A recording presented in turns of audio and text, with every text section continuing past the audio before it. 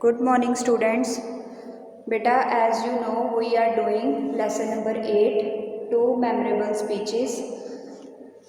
Today we will start from page number 71. Beta, one of the best speeches by any Indian ever is one made by Swami Vivekanand. He made this speech in 1893.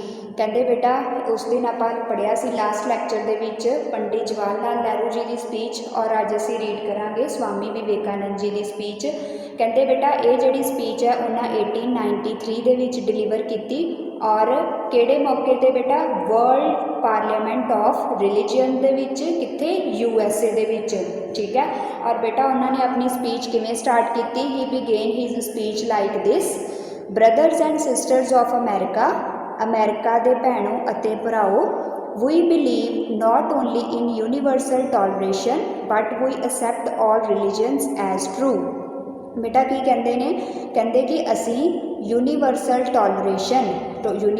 ਟੋਲਰੇਸ਼ਨ means ਸਰਵ ਵਿਆਪਕ ਸਹਿਣਸ਼ੀਲਤਾ। ਕਹਿੰਦੇ ਕਿ ਅਸੀਂ ਸਿਰਫ ਇਸ ਚੀਜ਼ ਦੇ ਵਿੱਚ ਹੀ ਵਿਸ਼ਵਾਸ ਨਹੀਂ ਰੱਖਦੇ, ਅਸੀਂ ਕਿ ਸਾਰੇ ਧਰਮਾਂ ਨੂੰ ਸੱਚਾ ਮੰਨਦੇ ਹਾਂ, ਇੱਕੋ ਜਿਹਾ ਸਾਰੇ ਧਰਮਾਂ ਦਾ ਸਨਮਾਨ ਕਰਦੇ ਹਾਂ। I am proud to belong to a nation which has sheltered the persecuted and the refugees of all the religions of the earth। ਔਰ ਕਹਿੰਦੇ ਕਿ ਮੈਨੂੰ ਮਾਣ ਹੈ ਕਿ ਮੈਂ ਇੱਕ ਇਸ ਤਰ੍ਹਾਂ ਦੇ ਰਾਸ਼ਟਰ ਨਾਲ ਸੰਬੰਧਿਤ ਹਾਂ ਜਿੱਥੇ ਕਿ ਰਿਫਿਊਜ਼ੀਆਂ ਨੂੰ, ਮਤਲਬ ਸਾਰੇ ਧਰਮਾਂ ਦੇ ਰਿਫਿਊਜ਼ੀਆਂ ਨੂੰ ਕੀ ਆ ਸਹਾਰਾ ਦਿੱਤਾ ਜਾਂਦਾ। ਬੇਟਾ ਸ਼ੈਲਟਰਡ ਮੀਨ ਕੀ ਹੁੰਦਾ ਆ? ਸਹਾਰਾ ਦੇਣਾ, ਆਸਰਾ ਦੇਣਾ। I fervently hope that the bell has tolled this morning in the honor of this convention may the death knell of fanaticism of all the persecutions with the sword or the pen। और बेटा की कहते ने स्वामी विवेकानंद जी कहते कि मेरी strong desire आ, फरवेंटली मीनस बेटा तीबर इच्छा, स्ट्रॉन्ग डिज़ायर कहते कि मेरी ये इच्छा आ कि दुनिया दे विचों ये जिहड़ा कट्टड़वाद है इस चीज़ का खात्मा हो जाए। कादे नाल? जां ते स्वॉर्ड दे नाल, तलवार दे नाल, जां की आ कलम की मदद दे नाल, ठीक है, पैन दे नाल, कि ये जिहड़ा सारा कुछ है ਜਿਹੜੇ ਧਰਮ ਦੇ ਆਧਾਰ ਦੇ ਉੱਪਰ ਵੰਡ ਕੀਤੀ ਜਾਂਦੀ ਹੈ ਇਹ ਸਭ ਕੁਝ ਖਤਮ ਹੋ ਜੇ ਔਰ ਲੋਕਾਂ ਦੇ ਵਿੱਚੋਂ ਜਿਹੜੀਆਂ ਅਨਚੈਰੀਟੇਬਲ ਫੀਲਿੰਗਸ ਨੇ, ਇਸ ਤਰ੍ਹਾਂ ਦੀਆਂ ਕਹਿ ਲਓ ਦਇਆਹੀਨ ਜਿਹੜੀਆਂ ਭਾਵਨਾਵਾਂ ਨੇ, ਉਹ ਸਭ ਕੁਝ ਖਤਮ ਹੋ ਜਾਣ ਔਰ ਸਾਰੇ ਲੋਕਾਂ ਦਾ ਇੱਕ ਹੀ ਉਦੇਸ਼ ਹੋਵੇ, ਸੇਮ ਗੋਲ, ਇੱਕ ਹੀ ਲਕਸ਼ ਹੋਵੇ। ਔਰ ਬੇਟਾ on the concluding day he said, ਔਰ ਬੇਟਾ ਅੰਤ ਦੇ ਵਿੱਚ ਉਹ ਕੀ ਕਹਿੰਦੇ ਨੇ?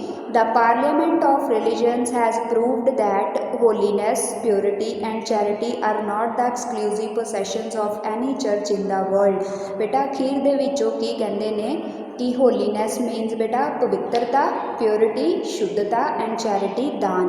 ਕਹਿੰਦੇ ਇਹ ਜਿਹੜੀ ਪਵਿੱਤਰਤਾ ਆ, ਸ਼ੁੱਧਤਾ ਆ, ਦਾਨ ਆ, ਪੂਰੇ ਸੰਸਾਰ ਦੇ ਵਿੱਚੋਂ ਇਹ ਕੀ ਆ? ਕਹਿੰਦੇ ਕੀ ਆ? ਇਹ ਕਿਸੇ ਵੀ ਚਰਚ ਦੀ ਮਾਲਕੀਅਤ ਨਹੀਂ ਹੈ, ਠੀਕ ਹੈ। ਕਹਿੰਦੇ ਕਿ अगर कोई इस तरह सोचता आ, अगर कोई भी इंसान इस तरह की सोच रखता आ तो स्वामी विवेकानंद जी की कहते हैं I pity him from the bottom of my heart.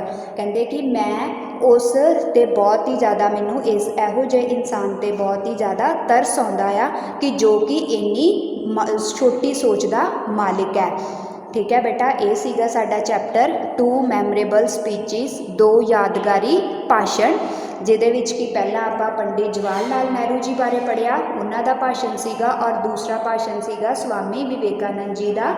ਬੇਟਾ ਇੱਕ ਵਾਰ ਦੁਬਾਰਾ वर्ड मीनिंग्स रिवाइज करो। पार्लियामेंट संसद, यूनिवर्सल टॉलरेशन सर्व व्यापक सहनशीलता, शेल्टर्ड सहारा देना, फरवेंटली तीबर, होलीनेस पवित्रता, प्योरिटी शुद्धता एंड बेटा चैरिटी मीन्स दान। ओके बेटा, थैंक यू।